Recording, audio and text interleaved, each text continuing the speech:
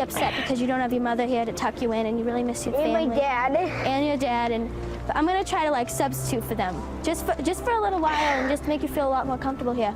Just give me a chance. Can you do that? Yeah. Laurel, she's really, really nice. Maybe I'll try to stay. Hey guys, what's going on? I'm back with a brand new Kid Nation video. Today I am joined with original Green Team leader, Laurel. How's it going, Laurel? Hi, Eric. It's going really, really well. Thank you so much for having me on. Excited to be here. Definitely. It's a pleasure and an honor to have you here. I mean, Anjay then Laurel, we couldn't ask for a better lineup of people to interview.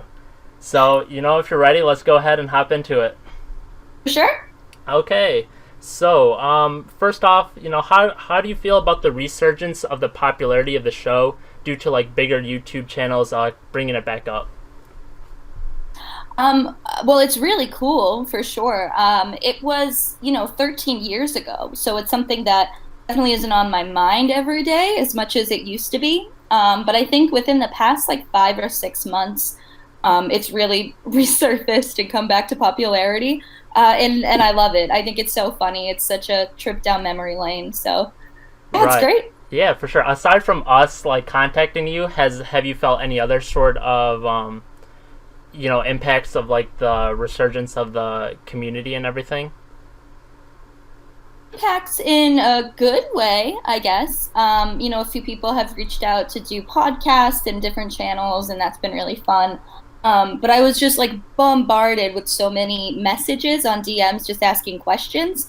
And I wish I like had the time to really like go through all of them, but you just can't. So this is really nice to be able to just get it all out there. Right, 100%. I agree. So another big point of controversy on the show was during the time of mixing up your teams. You're the only team leader who did not switch up your team. Do you still stand by that decision? Yeah, 100%. Like I said, it would be really different if we were a district that was winning challenge after challenge, showdown after showdown. If we were like the blue or red team that was constantly getting upper class, then I think I would be much more likely to split us up. But I mean, I think at that point we had only won like once or twice. So it's not like we were some dynamite power force district that was like constantly winning. We were just really good friends, and I like I said, I was the coach, and I'm not said no. Right, 100%. Do you think so if you had to maybe pick one other team member like to join your team to make your team stronger, do you have any inclinations on who that would be? 100%. Sorry, who did you say? DK. DK? Okay, really? Yeah, he would have been, if I could add anyone to the team, he would have been the one person I would have added, 100%. Okay, that's interesting. Why DK? He was another one of my best friends. I'm kind of the person that likes to hang out with their friends. And he was an older boy. We needed a little bit more strength on the green team. So, yeah, he was a great kid, one of my really good friends. So I probably would have taken him on if I had to, but I don't regret it. Right, okay, that makes sense, yeah. I mean, out of all the older boys between, like, Blaine wasn't... You weren't really interested in picking up Blaine or Greg? No, I respected myself too much. Okay, that's a fair point. So, were there any other journal decisions aside from that you really did not want to obey? Well, the one thing that we shouldn't have obeyed because it wasn't really an issue, I think it was the 6th episode. It was the trash issue, the issue with the trash where we had to like go out and bury it. Yeah. Up until that point, we were doing a totally like fine job emptying the trash and getting rid of the trash. The producers, when we were asleep, actually dumped a huge pile into our little trash area to make sense with what they had written in the journal. And so we were like, none of this is ours. There's like this isn't ours.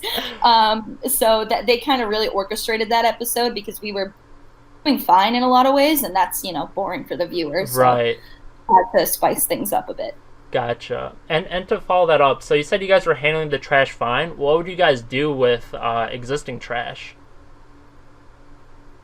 Would just kind of shovel it into those like big wagons and take it out and bury it like we were doing every now and then. But Okay. I mean, in order to fill a wagon, we had to have a significant amount of stuff, so it wasn't something we had to do every single day. Sure.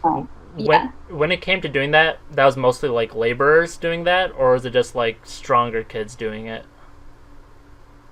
We hand selected, I think it was 10 or 15 of the like older, stronger kids, and every council member went. And then we tried to get Taylor and Layla to join as a punishment type of deal. Yeah. And just to like teach them a lesson. And Taylor didn't join, but Layla did. And yeah, it was just kind of the strongest older people. Okay, I gotcha. So what do you think allowed you to remain on council for so long? I think it's because I wasn't trying super hard to be like the best leader. I wasn't overthinking it. I think especially Mike really got into his head the first few days we were there and like really overthought what he was supposed to do. I just always had the mentality of like trying to make friends and trying to make the right decision and be respectful of people. And I always like used to say, just because this sounds cheesy, but just because I'm like in charge, it didn't mean I was above anybody else. It just meant I was selected to represent their point of view. And I was kind of the mouthpiece for them, but I wasn't any way above them. So I think they kind of respected that I wasn't trying to control or be powerful in any way. Yeah, gotcha. That makes sense. Yeah. So did you have any like leadership experiences prior to Kid Nation that you'd say like helped you out with your position? No, not at all. I wasn't in any leadership position before. I did Pop Warner cheerleading when I was in elementary school, and I was the third grade cheerleading captain. Besides that, no, I had never held any positions of leadership. I don't know too many positions of leadership that they offer to elementary school children. But at that point in sixth grade, no, I had never been any kind of leader. So the first one was, televised to millions of people, so they could judge it however they see fit. Gotcha. So why do you think, so this is actually something that's always sort of confused me ever since like the first episode, but why do you think the green team, especially because you guys had a lot of older kids in general, typically performed weaker in showdowns? Like I've mentioned before, we were all really close and we didn't really care if we won or not. We were just kind of happy to be there, and my leadership definitely lacked in a way that I wasn't competitive and I wasn't really motivated. As far as the showdowns went, like I've mentioned before, they were my least favorite part of being there. So I think we just really didn't care as much about the outcome as other people did. So we weren't as motivated in that way. And also, I don't perform well in games under pressure. So that might be why as well. Gotcha. Yeah, that's fair. I mean, all things considered, though, you guys at least definitely put in a good effort most of the time, and sometimes it's just hard, with guys like Greg, like especially towards the start, Greg and Blaine were like all the contests were really physical, so really physical, and I don't think anybody on my team was an athlete. We were all, even though older, like I was in theater, Sophia was in theater. Michael was a hippie. Like, I don't think he's ever done a contact sport. Eric played the piano, and then, Savannah was playing with chickens. So, like, we really weren't concerned about, no one was, a football player. That's all I have to say. 100%. I definitely. So, while you recount an overall negative experience with Greg, you ended up giving him a gold star. Do you regret that at all? Or, what was your sort of mindset when giving him the gold star? So it's funny. What's interesting about reality TV is they can mess up the timelines to make things look like they happened when they actually didn't happen. So Greg actually got the gold star. He did get it 5th, but that whole meltdown he had in the 3rd episode or 4th episode where he was screaming and swearing at everyone, that was the day after we had given him the gold star. Really? That was the morning after. Wow. So they made it look like that had happened, and then he, became a better person, and then we gave it to him. But really, it was the total opposite. And as soon as he was given that 20 grand, I mean, he woke up and called everyone an asshole, and Devad was a bitch, and we were Wow. all pieces of shit. Part of my language, but that's exactly what he Sure. was saying. So that was really frustrating for us because we had just gifted him with something that could change his life, and then as soon as that happened, it was right back to normal. So that was producer fixing. Gotcha. So just to understand like the timeline a bit better. So Greg was a little bit like kind of mean like on episode like in the first day, and then when the gold star was announced, he was really pleasant and worked really hard.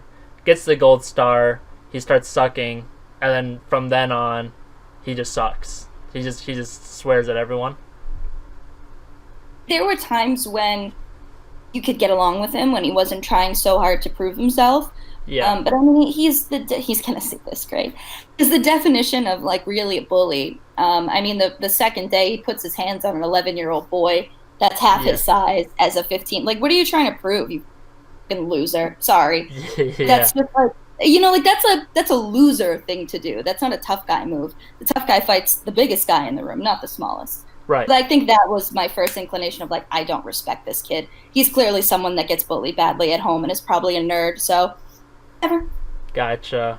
So Andre said Eric from the green team had some good leadership qualities, but we never really get to see too much of Eric. And considering he's from your team, do you have any experiences about that? Really nice kid, and he was really smart, and he definitely had good leadership qualities. He was one of the people that was definitely a big part of the town and a big part of the experience that wasn't featured as much. But for sure, he had some leadership qualities. I would never see him in a town council position, and I don't think particularly hardworking enough to receive a gold star. But yeah, was a good kid. Okay, definitely. So on top of that, what were some of the other kids that did not get much screen time like, and do you have any experiences with them? Sure. So one of the first people that comes to mind is on the red team, Maggie. She was kind of that like cooler goth girl. She had a scene at one point where she was standing on top of the stagecoach area in the back and like giving a speech, and she was really good friends with everybody and was really like a different type of person that I had ever met. Yeah. And she is someone who really was a prominent, positive part of the town. Also on the yellow district, Pharaoh, one of the boys, who was like this close to getting a gold star and was so funny and so loving and nice and kind, and a good friend of mine. And I wish he had gotten more exposure as well. Gotcha. So, to clarify on the first point with Maggie, when she was making her speech, was she like running for a town council position or anything, or? I don't know. She wasn't running for a town council position, but she was just kind of fed up about something. I'd have to go back and watch. I don't remember. It was in one of the middle episodes. Excuse me. But yeah, she made a speech about just kind of how agitated she was at the point and aggravated with everything that was going on, and it was really great. But unfortunately, she didn't do anything else dramatic enough or mean enough to get airtime. Right, sure.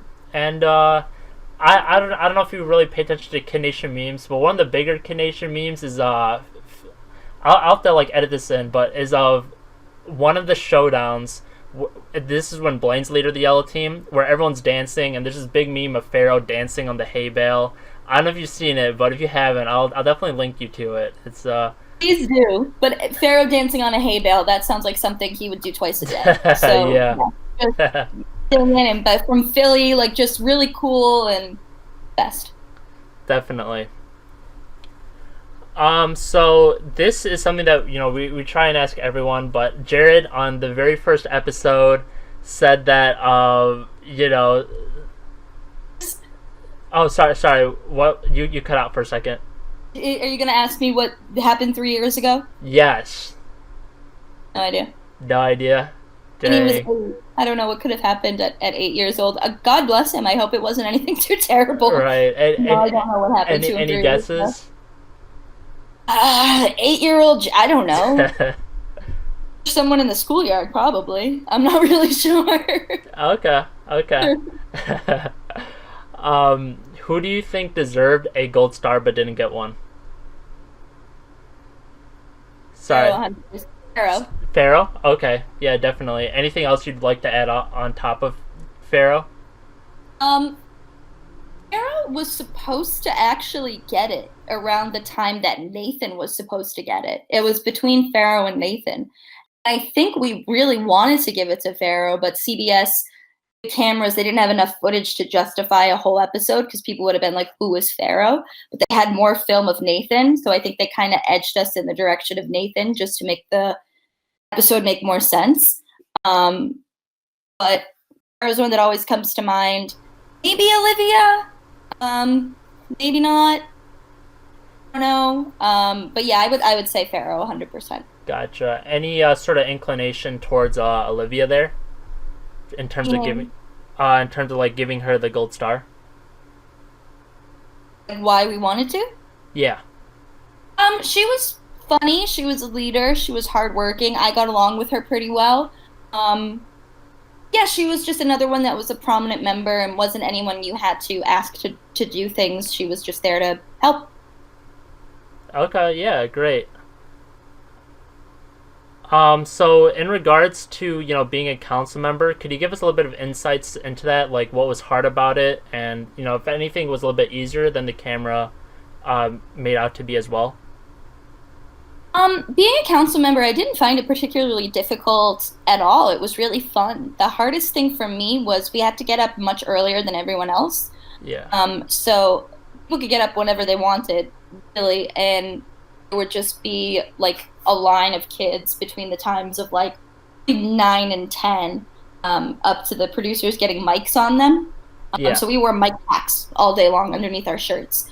And we would have to get up the council at like 6 a.m. every single day, and it would be frigid cold. We would have to do shoots like over and over again. We'd have to walk up and down the hill 3 times so they could get all the different camera angles, have the same conversation 3 times, like walking up and down the hill. So there was a lot of, being a council member was a little bit more choreographed and a little bit more, you had to do certain things just to make the episode look more complete. But other than that, I found it really easy. You just gotta kind of like be a normal person and have good social skills, and people are gonna be fine with you. I think, like I said, everyone really overthought it. Sure. Of the prizes that were picked, like for the showdown prizes, were there any others that you would have wished for the other one, or was there like a showdown prize that you guys did not get that you particularly wanted? Gumball challenge. Our prizes were, I think, paint for the town or the dance party.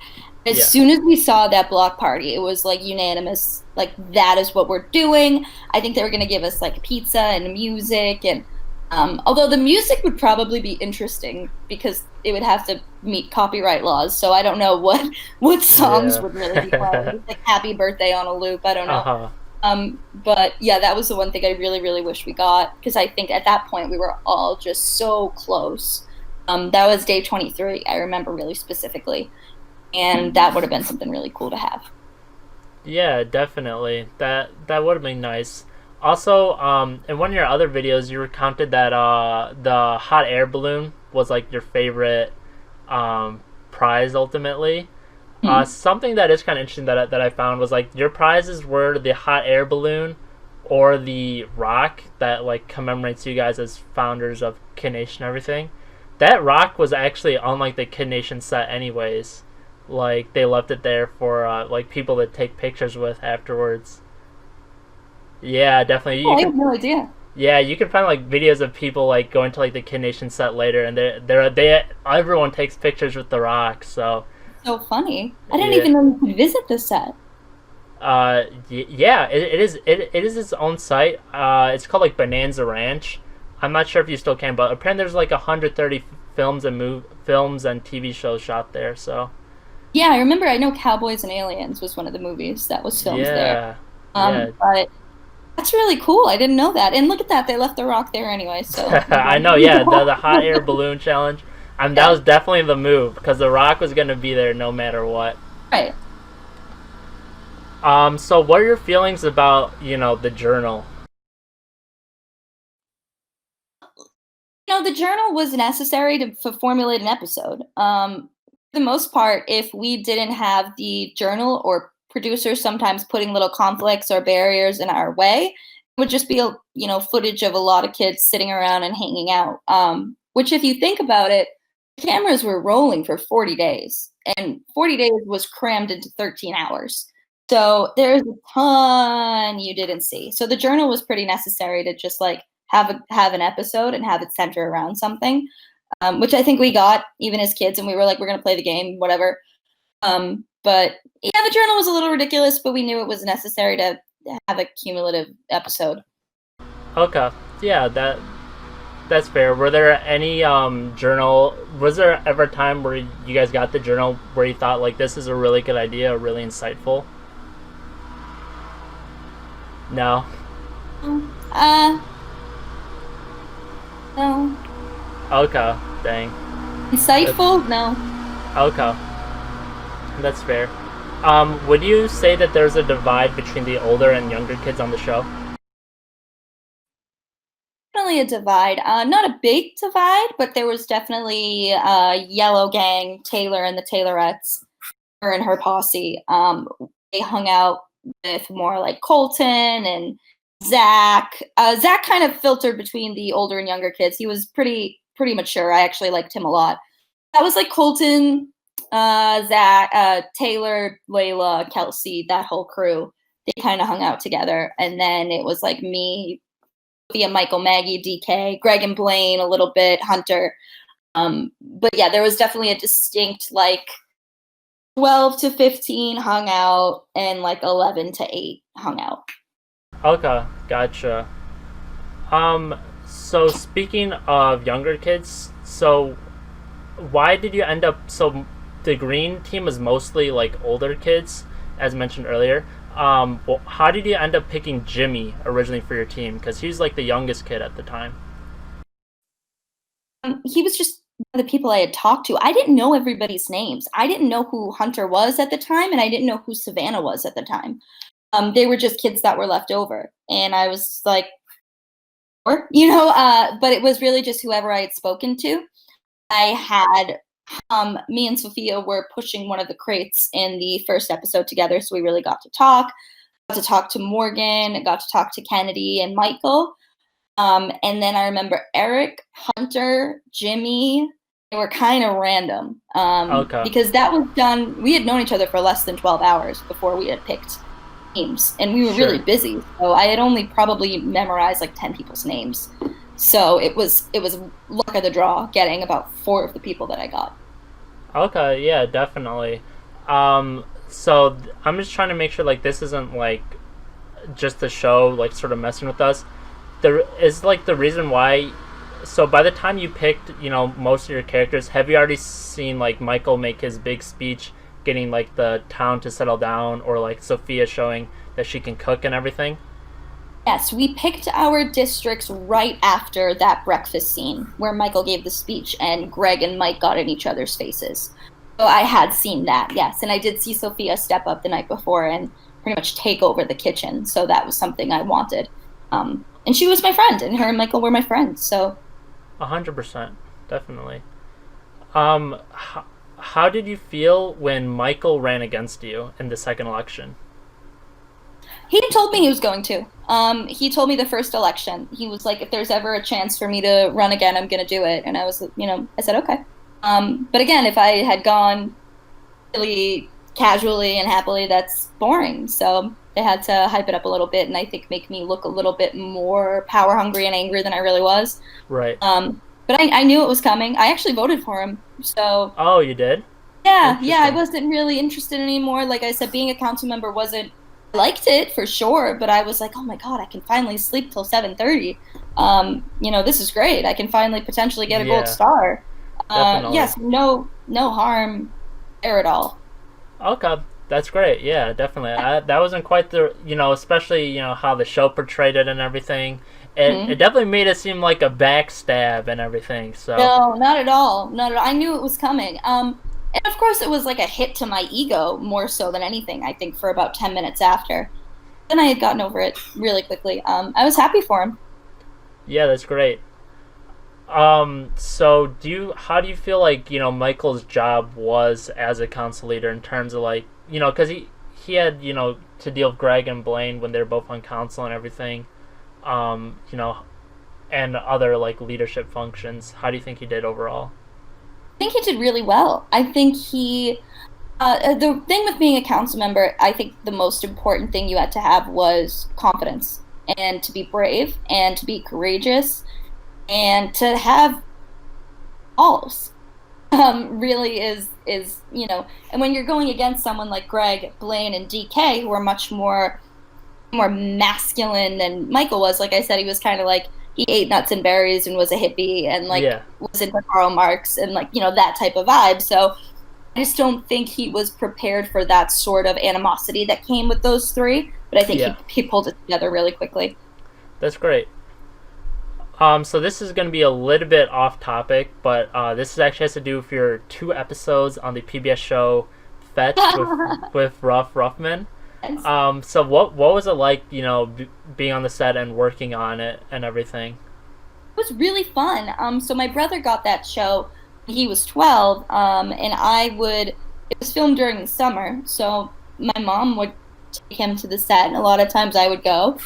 And I was the only sibling who showed up consistently Yeah. for that. And I would be like dancing in the corner or just like trying to talk to Okay. producers. And then yeah, that was really fun. I really just squeezed my way onto that. That's I just amazing. kept making myself visible until they were like, all right, let's do something with her.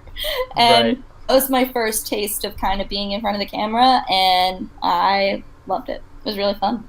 That's awesome. So I actually was a fan of the show as a kid. So if I remember correctly, I don't watch it as much as I have Kid Nation or anything, or as frequently. But so the show starts off. It's just like you kids together, and you guys get a briefing from. His name's Fetch, right? Fetch with Ruff. His name is Ruff. His name is Ruff Okay, Ruffman. apologies. You guys get a briefing from Ruff. So that actually happened. Like you guys got to see the animated Ruff, or was it that just sort of played up for cameras? From what I understand, I wasn't there for that. That was mostly my brother. Okay. But no, that video was just the voice actor. They saw his face like I would be looking at Oh, your face. okay. And then they just animated over it. So they were talking to a person, but it was just like a Skype call with a voice actor, not an actual dog. Okay, that actually is like my biggest Fetch question. Was being on that show similar at all to Kid Nation? No, no. And that's kind of testing my memory a little bit. I think I was 9 when I did that. I was Yeah. only there for 2 episodes, so it was only 2 days. But they told me a lot more to what to say with Fetch. They actually like gave me a couple lines to speak out. But nobody ever told me what to say on Kid Nation. Gotcha. So I how have was? COVID, by the way. I just have allergies. Okay. Oh, no sweat, no sweat. I was worried. Okay. How was Jonathan Karsh? He was an actor. He was there to do his job. He was really there. He didn't really interact with us much. He was nice, professional. But he just kind of was there, said his lines, did what he had to do, and then went back to his hotel. I didn't have So much of a connection with him. gotcha. So pretty much any time that we see him on the show, that's pretty much all the times you guys have seen him. He wasn't hanging around or anything like that. Okay, gotcha. Because I actually got inspiration for that question because when you won the gold star, you run up and give John Karsh a big hug. I don't know if you remember that. I wasn't sure if you guys if he hung out, came to dinner or something or anything like I that. I was kind of the one there were a few of us. There was me, Sophia, um, Michael. We were a little bit more chummy, I think, with some of the producers. I think we were just a bit more socially mature. We kind of got along with older people a bit more, especially on the show. So Jonathan and I had probably had conversations, but I don't really remember. Gotcha. Hug looks good Sure. for TV, so I'm glad it made it in. Yeah, But I don't definitely. remember. Yeah.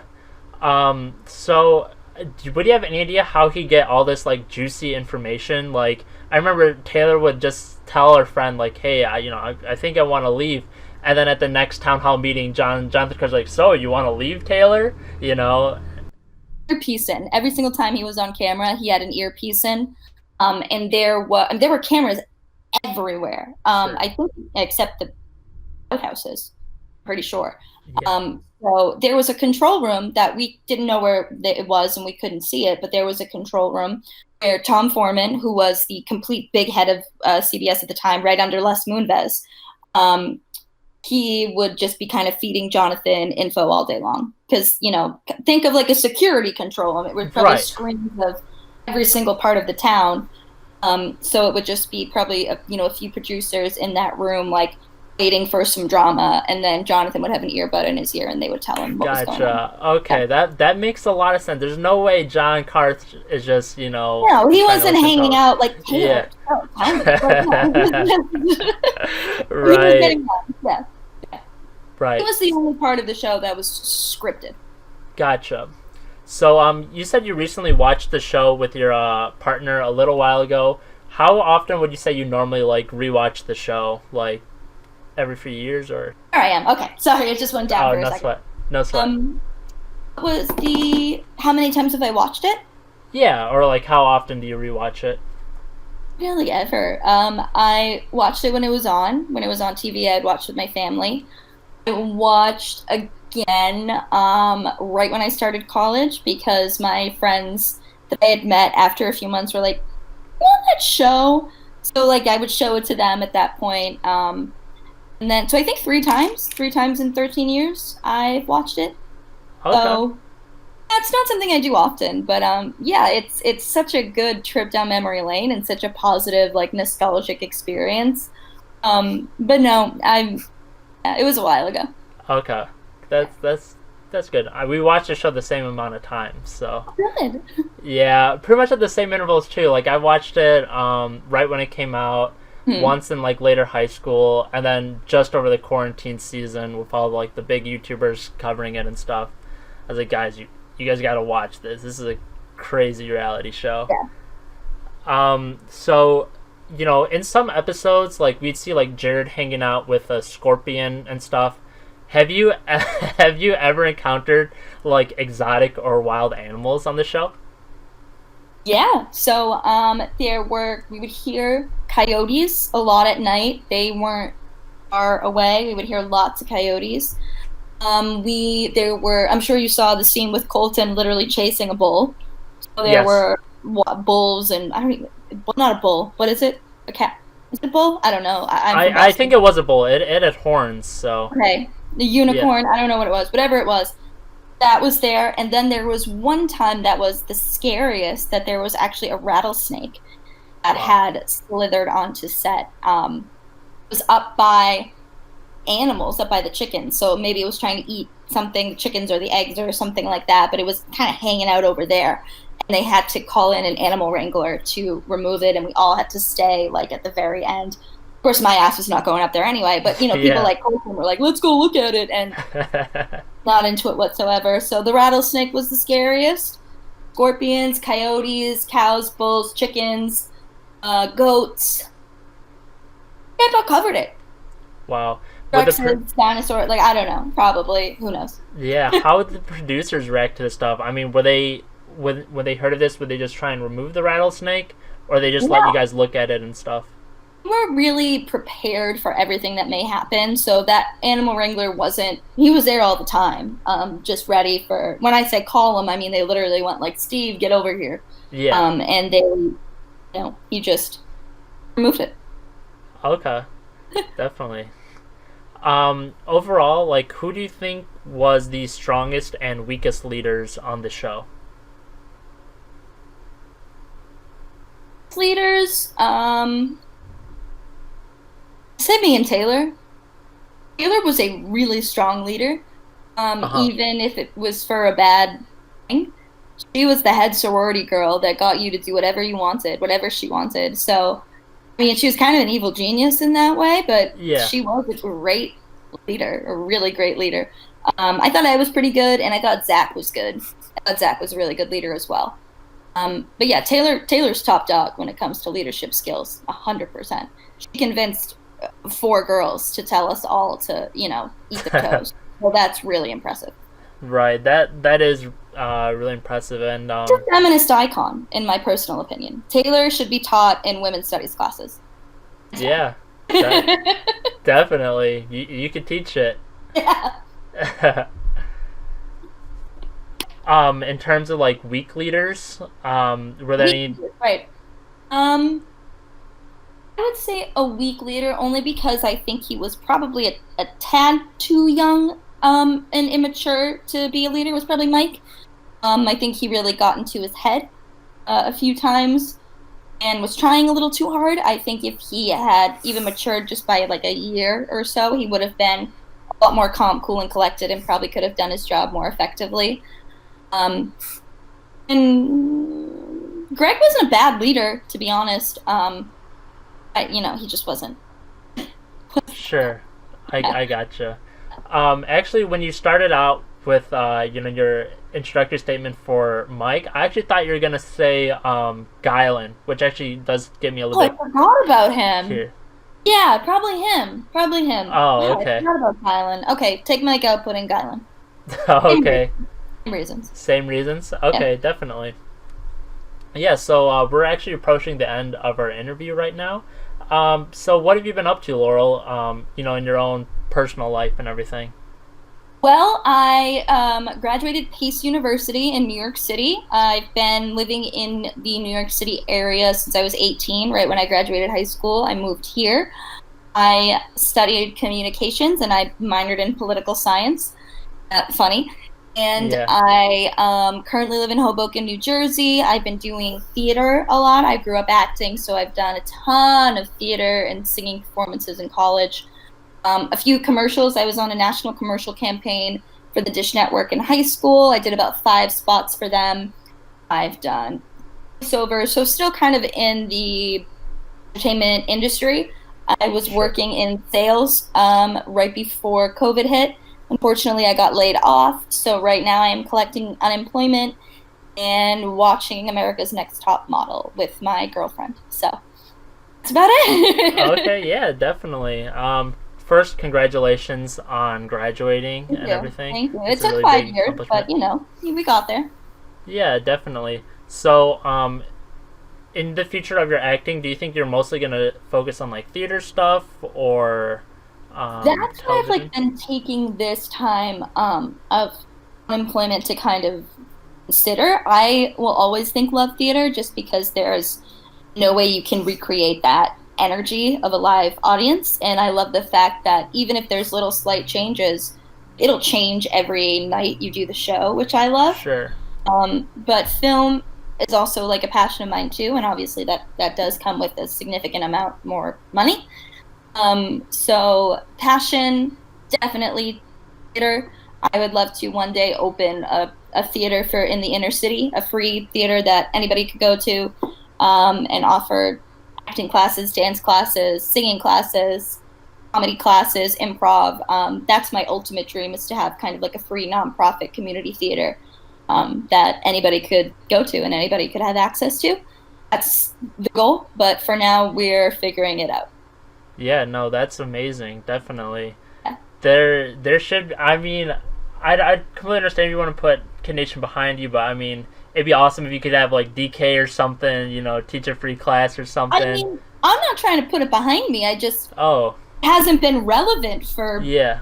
years, and now all of a sudden it's like coming back to importance, I guess. So it's not that Yeah. I'm trying to get rid of it. It's just I thought it was done. Oh, yeah. Yeah, I don't know. I feel like this is one of the bigger times for it since like it originally aired. So Aired. There was no Twitter or Instagram. There was only Facebook, which I didn't even have yet, and MySpace. So there's so many more mediums that it can be shown, and I think so many more people are just seeing it through these YouTube videos and Instagram memes. And I just think back in 2007, it almost wasn't as widespread as it is now. which is hilarious. But yeah, it's kind of a blessing. I'm not mad about it at all.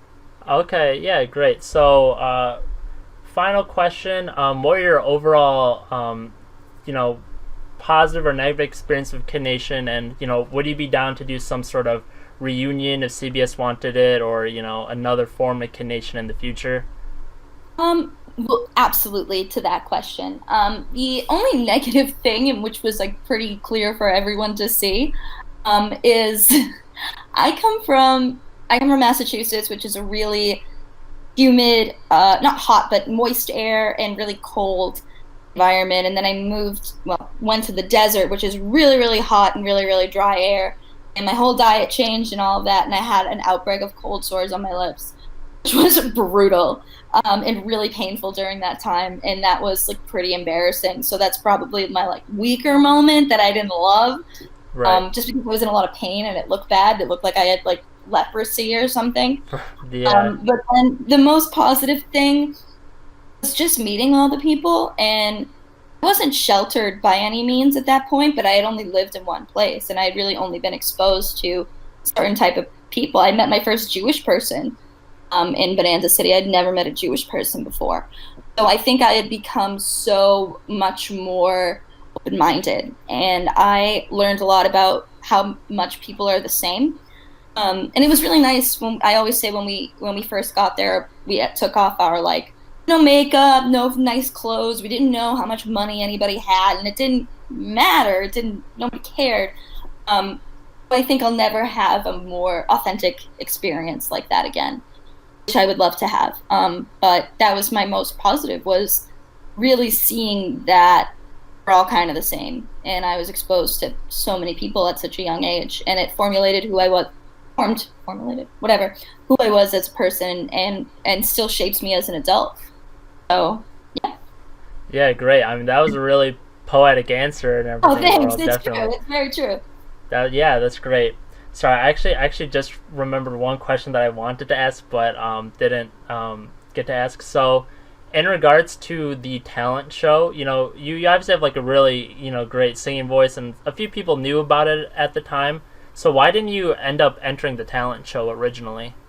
Because we knew we were probably going to give the winner of the talent show the gold star, and I knew I was a pretty good singer, so I didn't want to enter just because what if it came down to a vote or something, and what if I had won? It would have been really inappropriate for me to get a star. And everybody already knew I could sing. There really wasn't a need for me to like showcase this talent.